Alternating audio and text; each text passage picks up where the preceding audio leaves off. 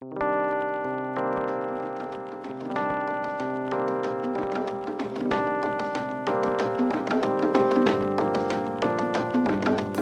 is a recording from a Sunday meeting of the BC Humanist Association in Vancouver. Humanism is a progressive worldview that, without supernaturalism, affirms our ability and responsibility to lead meaningful, ethical lives capable of adding to the greater good of humanity. To learn more about humanism and to support our work, visit bchumanist.ca and make sure to follow us on Facebook, Twitter, and Instagram, and be sure to subscribe to the BC Humanist podcast. The opinions expressed in this podcast do not necessarily reflect those of our staff or board of directors. Right, thank you very much. Can everybody hear me okay? All right, excellent. Thank you very much for coming out. Thank you for inviting me. Perhaps some of you might find my face somewhat familiar. I was here with Dale Beyerstein, I think, in February of this year, something like that, talking about some of our experiences with the British Columbia skeptics over the years. And I mentioned that in part because that was really part of the inspiration for writing this book. The fact that we dealt with a lot of very ultra claims, shall we say, from people like homeopathists and acupuncturists and people who've seen Sasquatch and that sort of thing. And the nature of the arguments and the nature of con artistry, thinking of people like Bernie Madoff and organized religion have a lot in common. I will be speaking not about Christians or Muslims or Jews. I'll be speaking always about Christianity, Judaism, and Islam. So I'm not talking about individuals, but the bird's eye view of religion. On the drive over here, I was struck by a thought that hit me like a lightning bolt. I have never had an epiphany in my life. They tell me you're supposed to open with a joke. I'll try this one. The guy who invented autocorrect died 2 weeks ago. He was buried last night. His tombstone reads, "Restaurant in Peas." A few items of business. I do have copies of my book here, hardcover and softcover. $35 or $20. You're basically saving yourself the cost of GST and PSD, as long as we all keep that on the QT. The book is also available online from Amazon, iBooks, Indigo, and the usual outlets. It's only been out for about a month, so if you are interested in finding it, I do suggest you search for the complete title of the book, as the keywords have not sort of filtered their way up through the search engines quite yet. I couldn't help but notice that a few people, just coincidentally, were talking about Greek mythology. The first novel ever written is the Iliad, the story of the fall of Troy. And you might recall that the fall of Troy features the biggest con in history, the Trojan horse. And it has in fact become even a name for an electronic con that takes place today, Trojan horsing, but it's become synonymous with the art of deception. And speaking of the art of deception, sorry, I've got two masters here. I can't go too far away from this microphone or my podcast will be mucked up, I'm told. But first I'd like to find an innocent dupe who doesn't know me. You look like an innocent person at the very least. If you hold on to that for just a moment. I clipped this article out of the National Post a couple of days ago. Reads, North Korea vows to retaliate. And what I'm going to do is just run my scissors up and down this article, and I would ask you, sir, if you wouldn't mind, just say, anytime you like, just say stop, and I'll cut the paper wherever you say. Stop. Right there, you're good. Move up or down. Stay. Okay, I'm not going to touch that, but if somebody wouldn't mind grabbing that and picking it up. Yeah, well, maybe I'll touch it. Read the top line on that for me, if you wouldn't mind. Out loud? Out loud, please, yeah. The warning came 2 days after the UN Security Council unanimously approved new sanctions to punish North Korea. Perfect, that's good enough. That's great, thank you. Where'd my envelope go? All right, rip it open if you wouldn't mind. And I will now amaze you with my psychic abilities. That envelope was in a mayonnaise jar on the porch of Funk and Wagnalls since noon today. Read it out, please. It says that the warning came 2 days after. Ta-da! Tricks like that have been used since the dawn of time to impress the local yokels, and that's one of the things that I hope to get across in my little chat today. The title of the chat is Wolves Investments and Wolves Investments. The first one is Wolves in Investments, and the other one is Wolves Investments. One is God, one is Bernie Madoff. And when I'm talking about cons, if it helps a lot, think Bernie Madoff and think the Roman Catholic Church hierarchy, and you'll start to see where a lot of this is going. I'm in computing, or at least historically I've been in computing, and we have a term called a platform, which perhaps many of you heard. In the old days, there were only two platforms, the IBM PC and the Macintosh. These days, there are development platforms for gaming and control systems and you name it, all kinds of different platforms. And there are also platforms for the con. The three big platforms for the con are finance, you can think Nigerian Prince if you like, or Bernie Madoff. Health, which everybody is concerned about, think snake oil salesman and that sort of thing.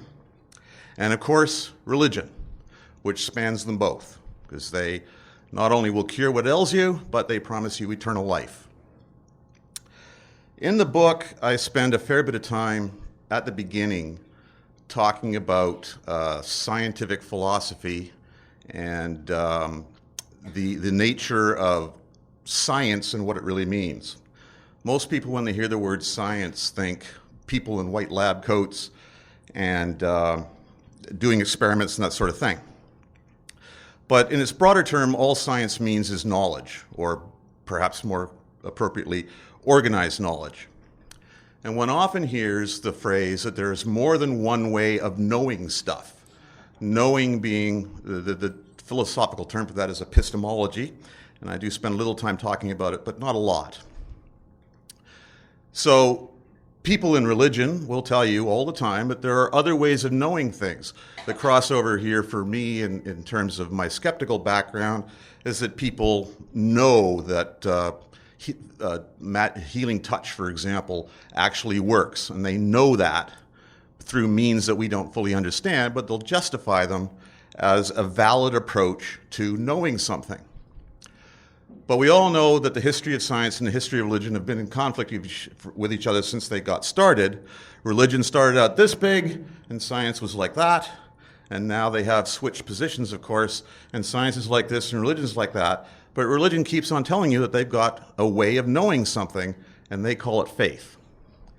I call it irrationality, but they call it faith. So the question arises, what happens when you have two different ways of knowing stuff, and one way says X and the other way says Y? You've got to reconcile them one way or another. And that's what's happened over the last 2,000 years, is that constant reconciliation process where religious ideas have been cast aside and replaced by broader ideas of science. So keep that in mind. I told you, I talked a little bit about platforms. I talked a little bit about tricks in general. When one thinks about the motivations associated with priests and con artists, they are essentially the same. The three Ps: profit, power, and sex. And I'm glad I don't have to explain that.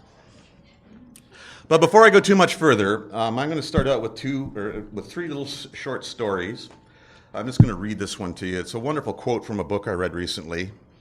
Mondeville recommended that doctors should use magical cures, not because they worked, but because if they do work, the surgeon will be credited with a marvelous piece of work, while if they do not work, he will not be accused of having missed some vital step.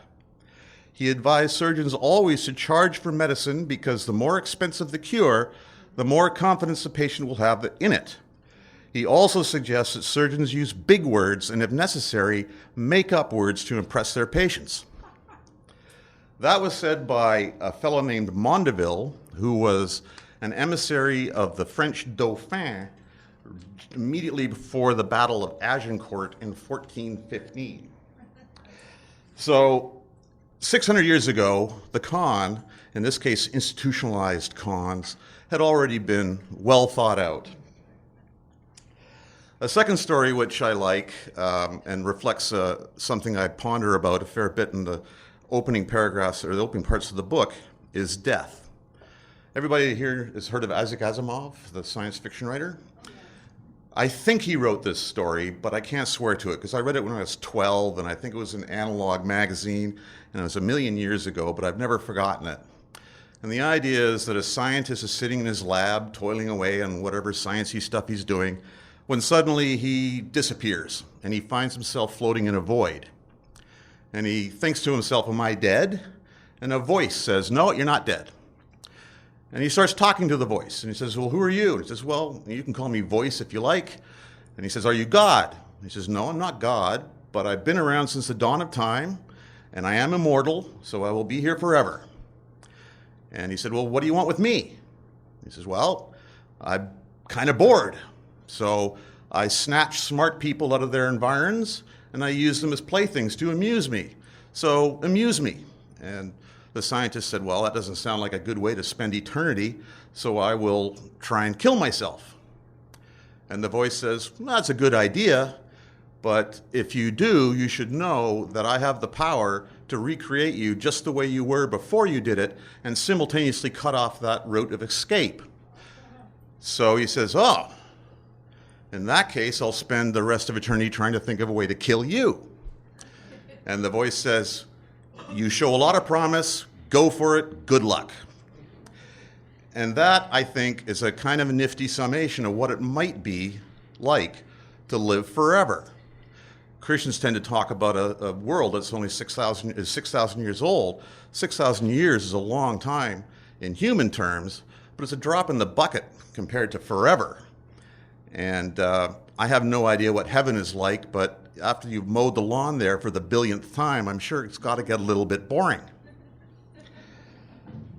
And the last story I wanted to mention is from one of my favorite movies, Bedazzled, by Peter Cook and Dudley Moore. Not the later version, which was created about 15 years ago, which kind of sucked, but the one from the, I think, mid-60s or so, early 70s, something like that. In it, Peter Cook plays the devil, and Dudley Moore plays his sap, and they have a kind of agreement where he can make wishes, and they always turn out to be wrong because the devil always finds a way to screw him up. But at one point, Dudley Moore turns to the devil and he says, why are you the devil? You know, how did this all come about? And he says, let me show you. Now, they were in Britain at the time, so there was a British kind of post box there where you could put your letters in. And he hopped up on top of one and crossed his legs, and he said, okay, dance around me and sing my praises. So Dudley Moore, you know, with imaginary rose petals, dances around and says, you're great, you're wonderful, I loved what you did with the planet, and the oceans are terrific, and the sky is nice. And he goes around maybe 2 times, then he says, hey, this is kind of boring. Can I sit up there? And the devil says, now you know how I felt.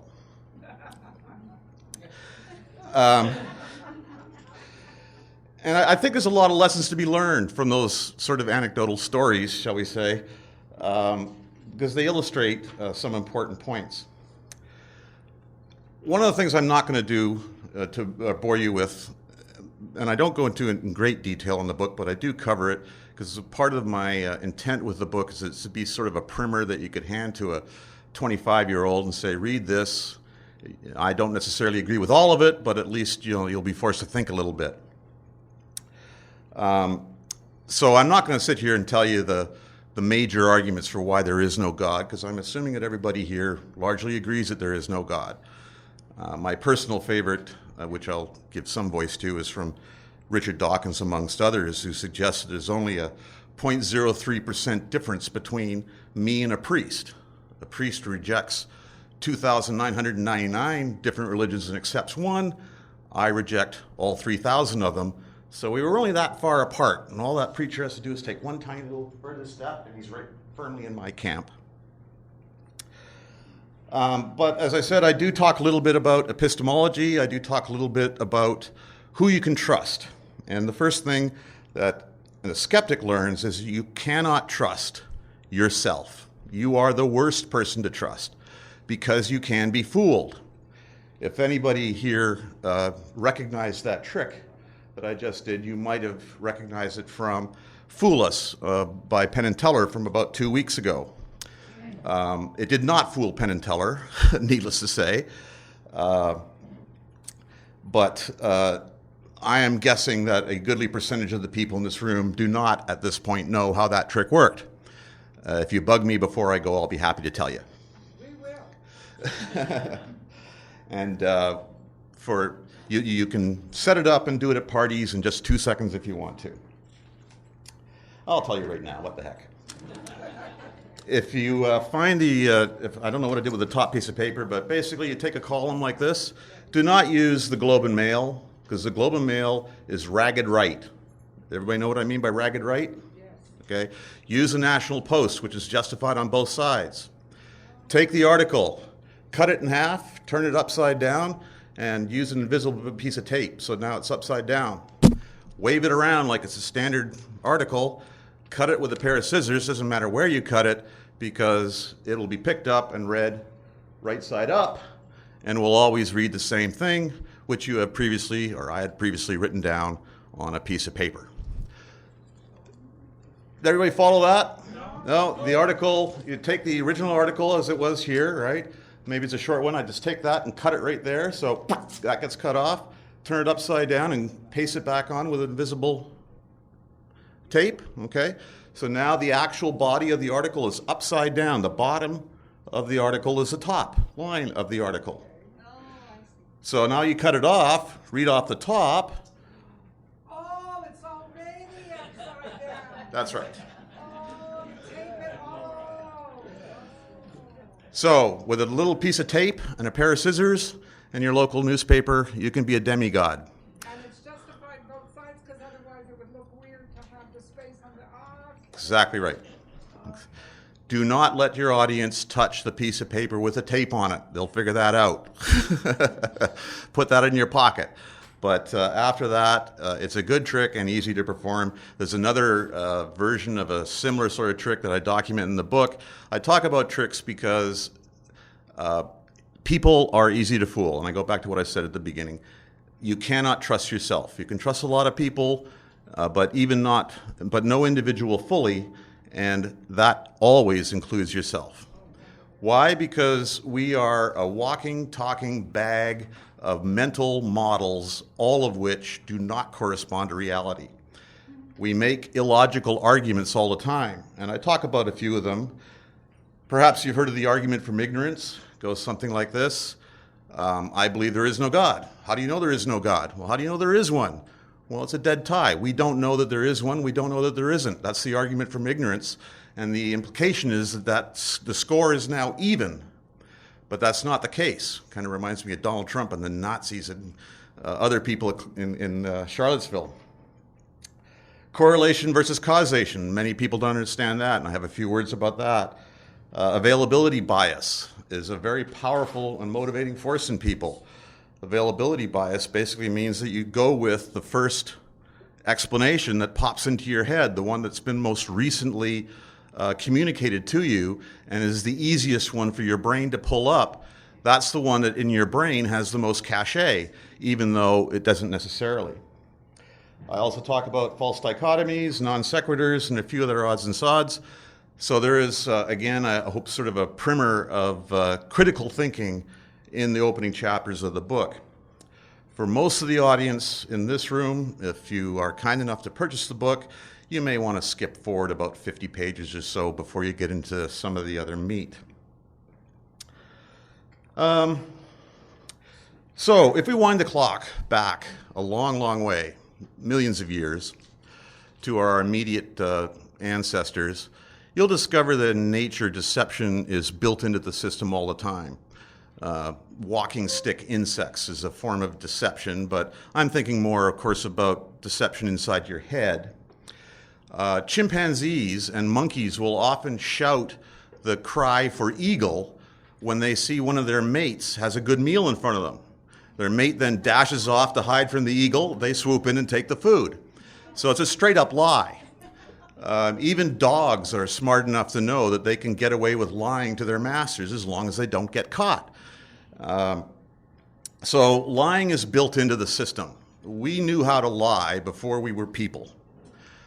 But when language came along, we really figured out how to lie.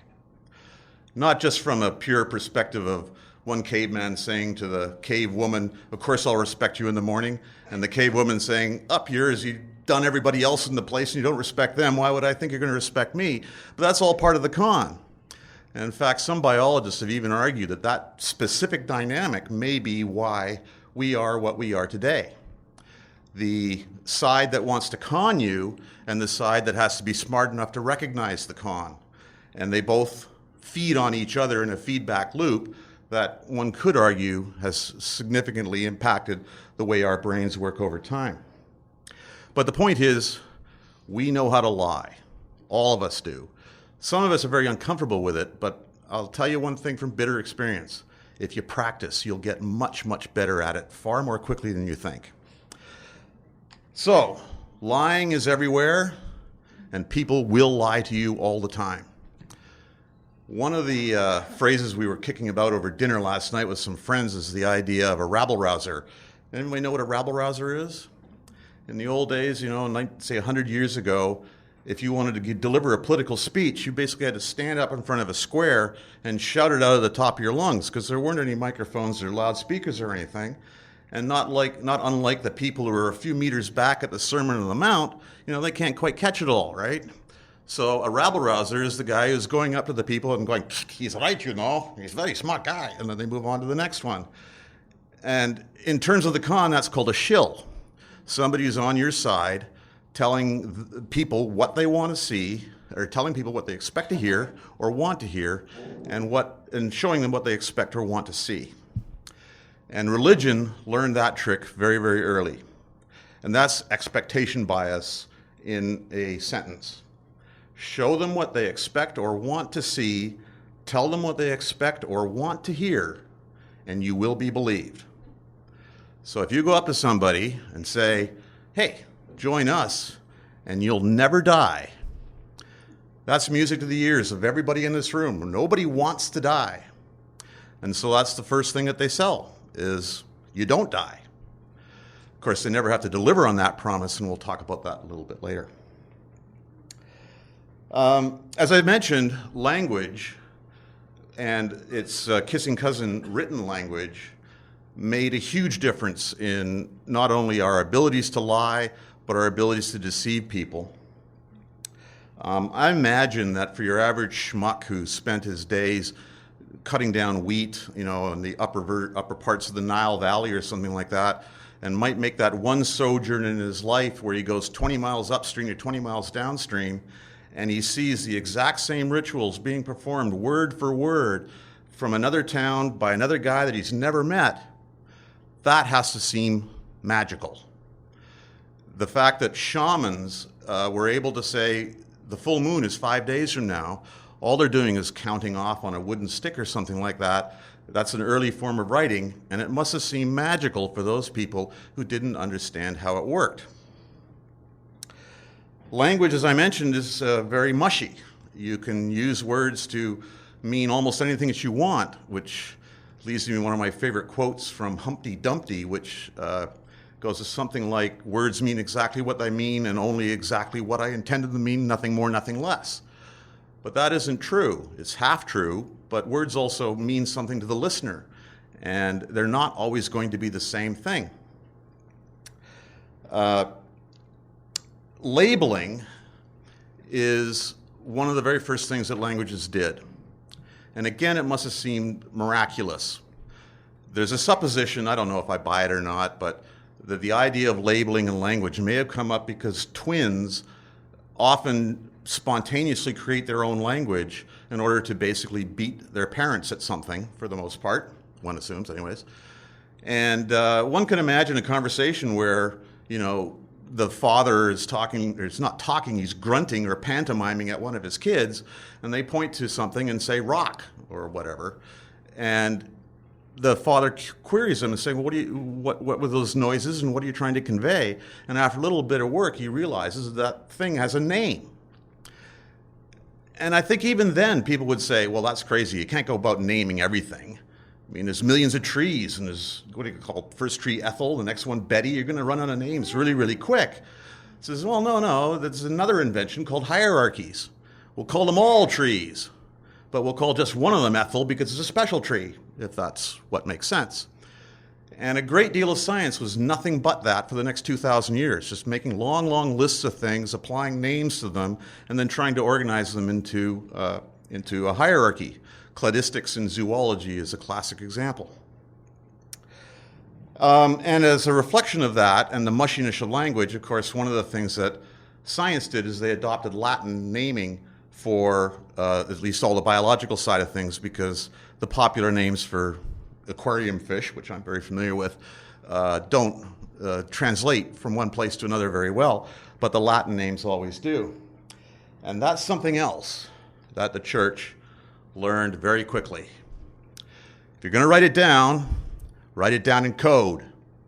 And don't tell people what the code is.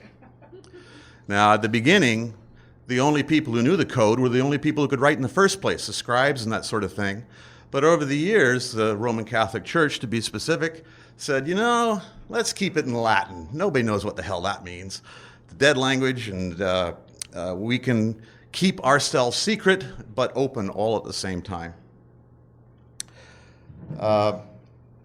Again, the idea of language was a huge opportunity for people to express new ideas, and the con just exploded.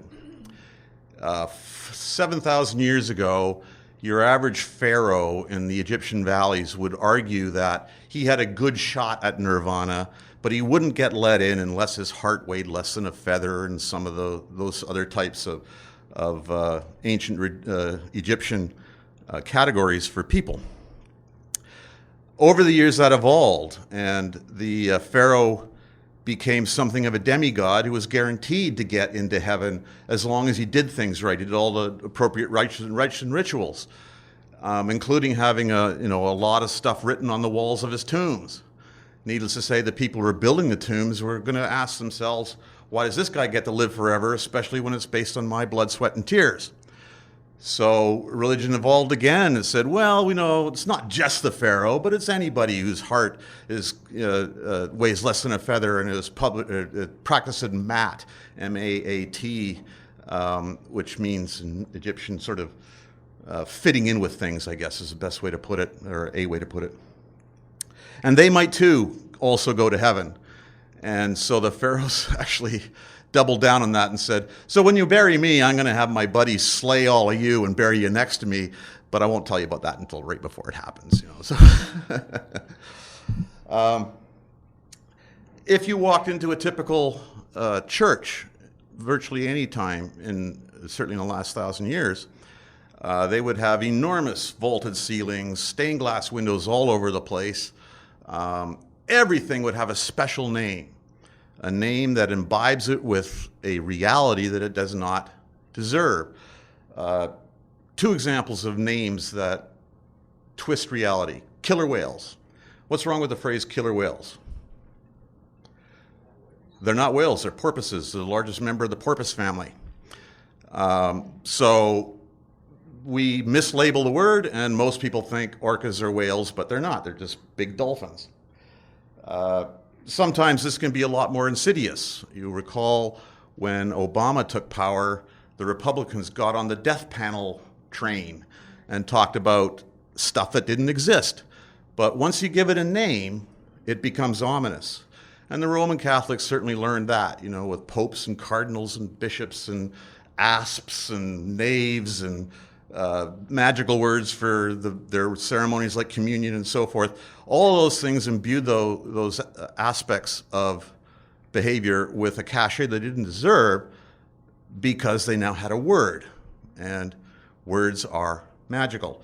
You don't have to look too much further than the fact that when a pharaoh died, if the next one didn't like him very much, the first thing they did is they carved all his names off of the walls because, again, they saw the names as being magical. Akhenaten, anybody know the name Akhenaten? King Tut's dad? He's the guy who tried to consolidate all this because he saw the priests and the power structure, which is the pharaohs, being intimately related to each other. And he didn't really want to share power, I don't think, with all of the priests. So he put himself at the head of the church. This will all sound very, very familiar. Think Henry VIII, if you like. He put himself at the head of the church, declared all the other gods null and void, put 80% of the clergy out of business, and everybody had to pray to the one sun god Aten. And that lasted until Akhenaten died, when the priests came roaring back. All of their temples had fallen into disruin. People were upset that things, you can always blame something on the weather or something like that's gone bad, so they'll blame that on the fact that they're not praying to the right gods anymore, and they wound the clock back and reset the Egyptian religion back to sort of polytheism, which is one of the things that made Egypt one of the most durable civilizations in history.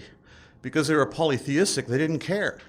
If somebody came in and said, we worship Baal, they'd say, who's Baal? And they says, well, he's our god. He says, all right, not a problem. We'll just put him on the list. Baal, all right, off you go. Whereas later on in history, it was more, we worship Baal, and Baal says, you guys are bastards.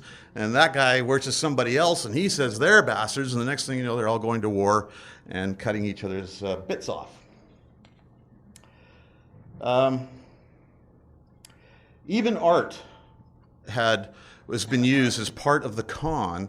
And again, if I'm perhaps not making myself clear here, but when priests got started and shamans, they had a small crucible of real knowledge, things like the rising and falling of the Nile and that sort of thing.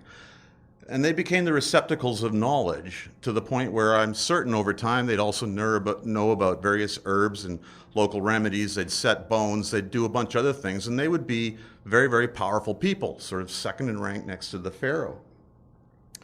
And over time, they learned, for example, they couldn't write down all of the adventures of their various pharaohs because nobody could read. So they built these enormous walls with giant pictograms and murals of the giant battles that, Seti the First or whatever had fought. And people could see that and understand what was going on. And that translated directly into what was going on in a typical modern church, again, with all the stained glass and so forth. It was a laser light show of its day. The fact that the ceiling is so far above their heads, when most of the time they're spent a very claustrophobic life, I should think, must have been very, very impressive. And if you know anything about the history of architecture, enormous amounts of effort went into building those things. That could have gone into other stuff, I would argue, but that's a longer discussion. Art, in general, I've already alluded to it, with pictures on walls and that sort of thing, and frescoes, I guess is the right word.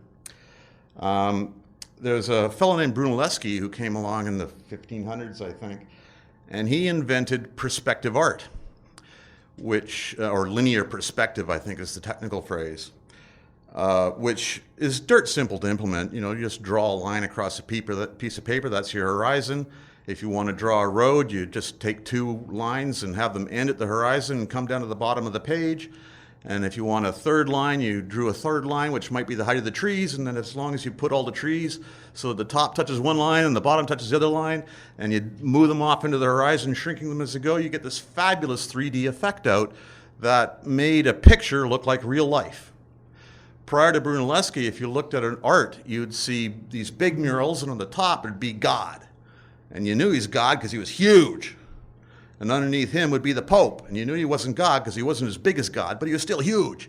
And underneath him were all the popes and all the cardinals and bishops and so forth, and they were smaller still. And underneath them were the peons. And they were literally very, very small in order to convey a very obvious message. I'm big, you're small, and I can crush you.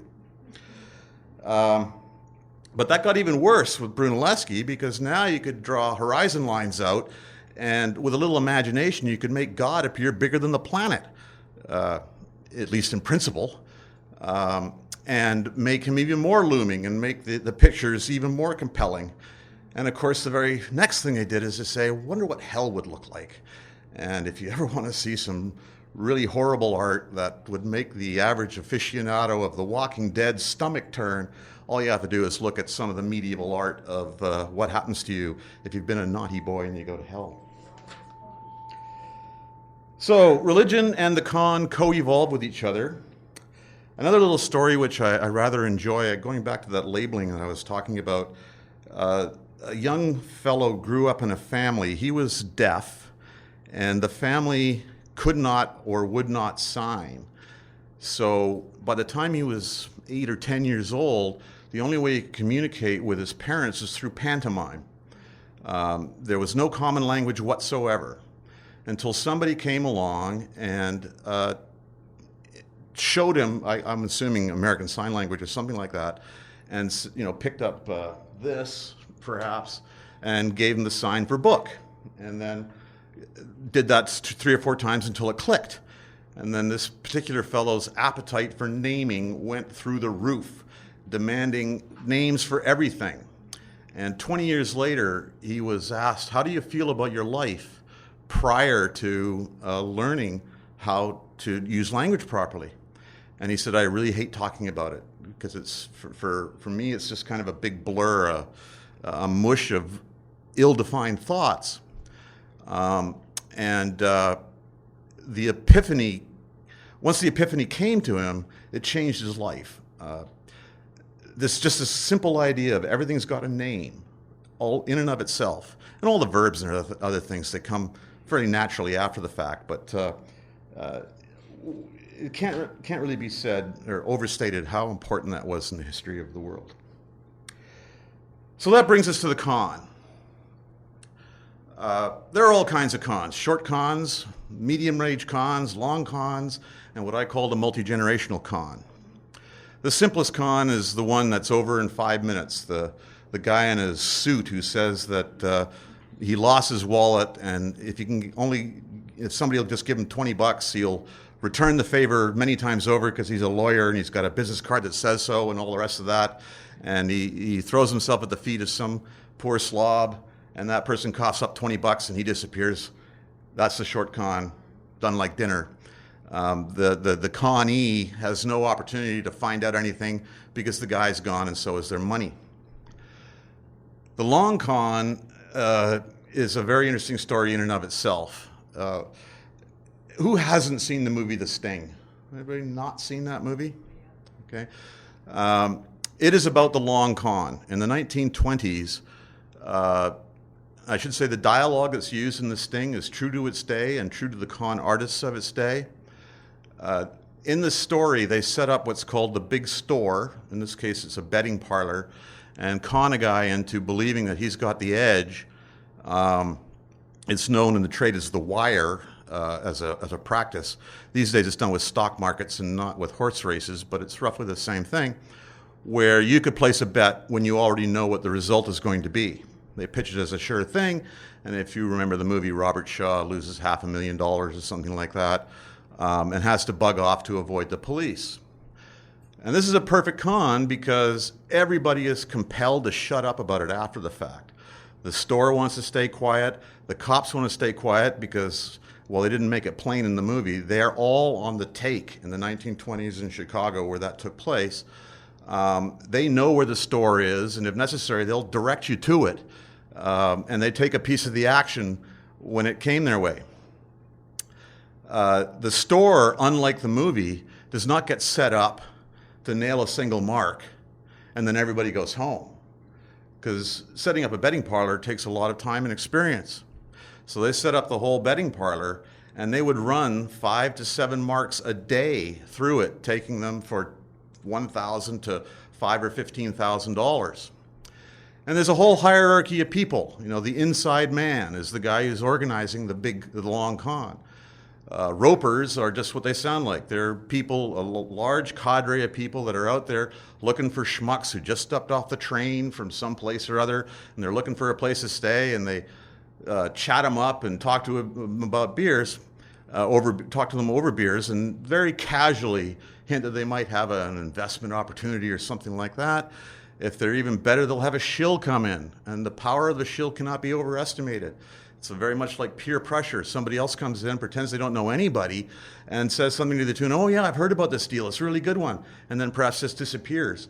And that kind of validation puts people at their ease far more than it should, because it takes a trivial amount of thinking on the behalf of the con-or to make that happen. And yet when it happens, you feel sudden relief that there's almost certainly no chance that this guy is trying to take me. But of course, that's not the case. The big store in the Sting would have been a fixture in Chicago during its day, probably there for 5 years or something like that before it gets shut down and perhaps has to change technology or move to another town or something like that. And of course, the nature of cons is that you've got to have a way to make sure that the conee doesn't have the ability to come back and bite you. One way to do that is to make sure that they understand that what they were doing is technically illegal. That way they can't go to the cops. But that doesn't mean that they won't come back and try and demand their money back. But a really good con will always present the reason for why the con went sour for him as being the perfect storm, a weird conflagration of strange events that all came together and mucked up his shot at the brass ring. And in a lot of cases, the people who have been screwed over for $5,000 or $10,000, and it's a huge money back then, $5,000 to buy you a whole house, right? Would come back the next year and try their luck again, because they're so convinced by the con-er that it was just the events that took place and not the evil plans of the inside man that ripped them off. And that leads me naturally to the multi-generational con. And the multi-generational con is just the con taken one step further, across generations. But if you're going to go across generations, the rules change a little bit. Because eventually, if it's just something as stupid as the big store, you're going to get caught. So the promises that you deliver have to be unfalsifiable. It's a key component of every religion out there. They're making promises, and you cannot prove them wrong. And that alone delivers them an enormous amount of cachet. Another great quote, which I love, and I always think about it with respect to L. Ron Hubbard and Scientology, is from John Cleese in The Life of Brian. He is the Messiah, and I should know, I've followed a few. L. Ron Hubbard, well, I've kind of given away the answer to this question already. Who has the record in the Guinness Book of World Records for having written the most published books in the world? L. Ron Hubbard. Really? All science fiction. This guy could pound out fantasies and stories as fast as his little fingers could type. He filled up pulp magazines for years and years and years. And then finally, I think literally over breakfast, they probably had a beer or maybe just orange juice or something, and they started giggling and said, if we were to make up a religion, what would it look like? First thing, non-falsifiable. Got to be non-falsifiable.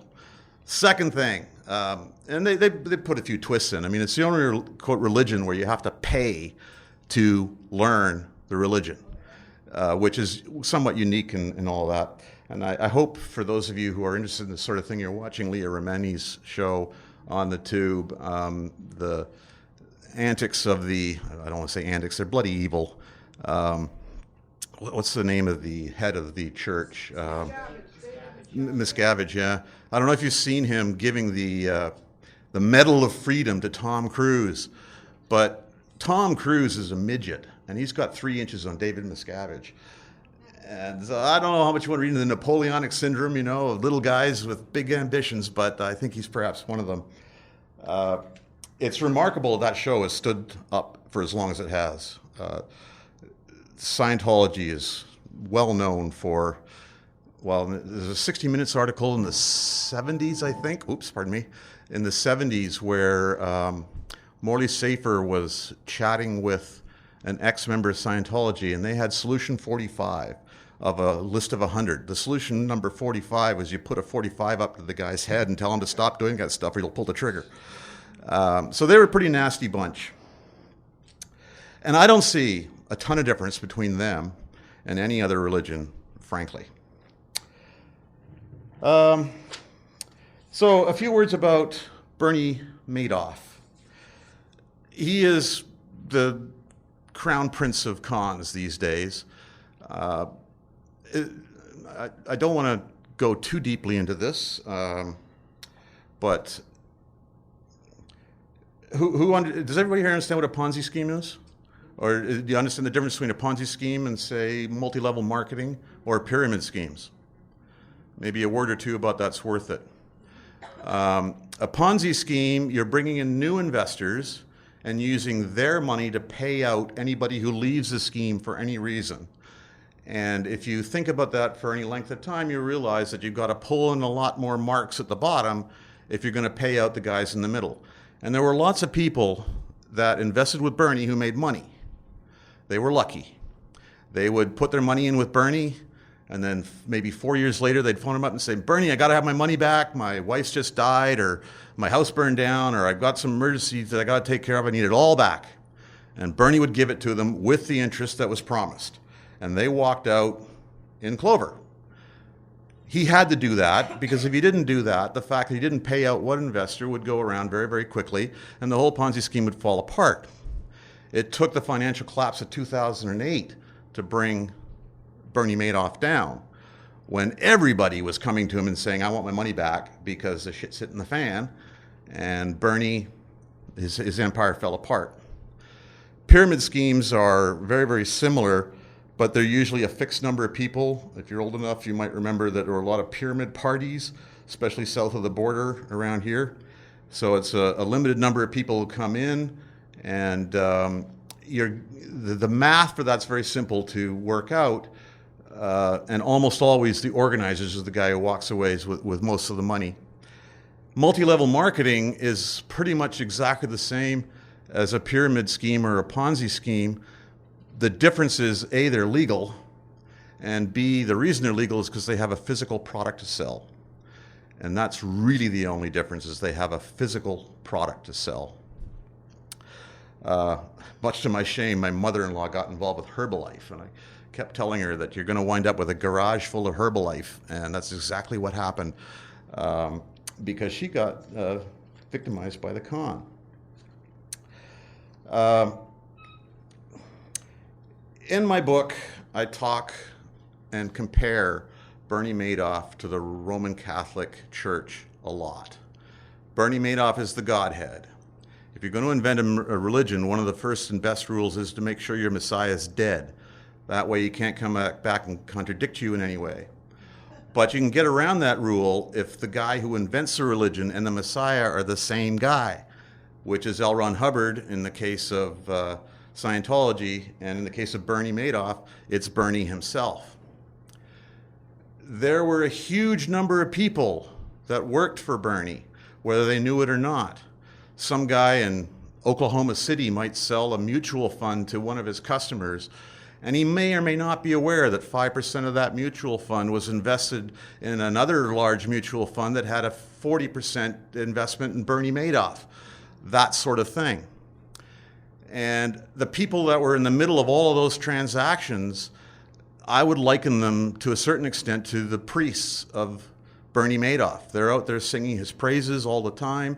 They're saying he's a financial genius. They're hawking his wares, to be sure, and they're profiting from it enormously.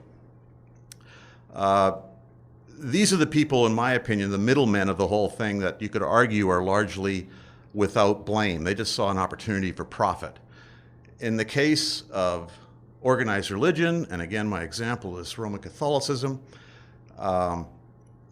instead of mutual fund investors, you just got the entire cavalcade of people from Pope all the way down to priest.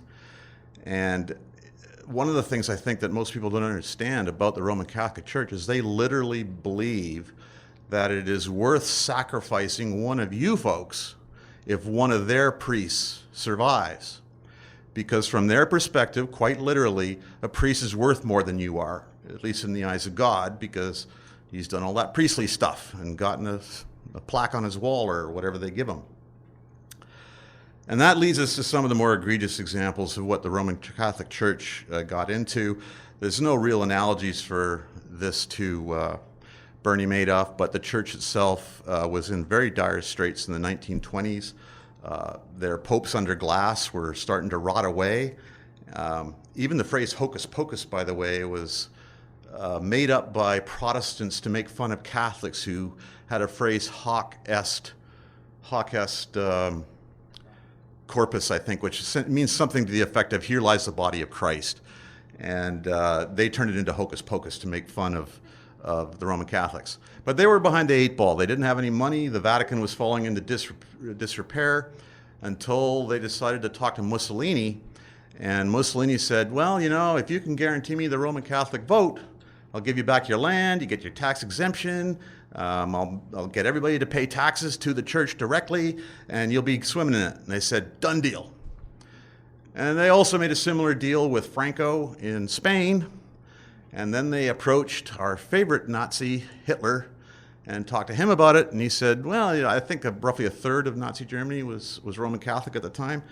And he applied a tithe that they had to pay by law to the Germans that they then turned directly over to the Roman Catholic Church. So that is the European dictator trifecta. They got Mussolini, Franco, and Hitler on board. Many Roman Catholic priests were personally involved in killing Jews to the point of swinging the ballot mats or the bats or pulling the triggers or whatever. If you're familiar with history, the rat line was created by the Roman Catholic Church to take Nazis who would otherwise perhaps be hung or spend a lot of time in jail and hustle them off to Argentina. The list of sins of the Roman Catholic Church are enormous, including, I would suggest, although certainly hasn't been proved, that killing of, there was the year of the 3 popes, and I'm forgetting, the second pope took charge, and he was only in place for about 3 months before he was poisoned to death. And the Roman Catholic Church wasted no time draining his blood and bombing him and getting him under glass right away, because they didn't want to have to deal with the repercussions of a person being poisoned in the church. I always like to talk a little bit about the 10 Commandments. They are held out to be the super duper model of morality, but they are a list. The first 4 are all of which are about God. No idols, don't swear, take the day off, I'm your only God, I believe, is all 4 of them. And then after that, I think murder is number 6. And there's a whole lot of coveting and stuff below that. But there's a ton of stuff they don't mention, like kidnapping and rape and murder and slavery and all kinds of things that we'd find abhorrent today. And who can, one of my friends is up from Australia, Jim Henry, in the corner there, also one of the founders of the BC Skeptics. And in Australia, Cardinal Pell, if you've been following the news, bugged off from Australia because he oversaw the priests that were responsible for some 7,000 complaints, and those are the only complaints that were filed. Pell bugged off to the Vatican where he thought he'd be safe for reasons I don't fully understand. Maybe the current Pope decided to punt him out because he was too toxic, but he's now facing charges in Australia, and it'll be interesting to see how that turns out. Because I should say Cardinal Pell gave rise to the menu for Roman Catholics for Roman Catholic sins, which I think was 15,000 for fondling over the clothes, 25,000 for fondling under the clothes, and 150,000 for sodomy, and there were a couple others in the middle. And that was their payout list, which they would try to invoke across the board. I can see you handling your mic there. I think I'm roughly out of time. I hope if you're interested, read the book. There's some food for thought in there. There's definitely some suggestions and ideas that are controversial. I do have a website, The God Con. There's a bunch of business cards on the table. Feel free to grab one of those. And I guess we'll be turning it over to questions unless you wanted to. Well, that's great. That's great. Thank you very much. Thank you very much.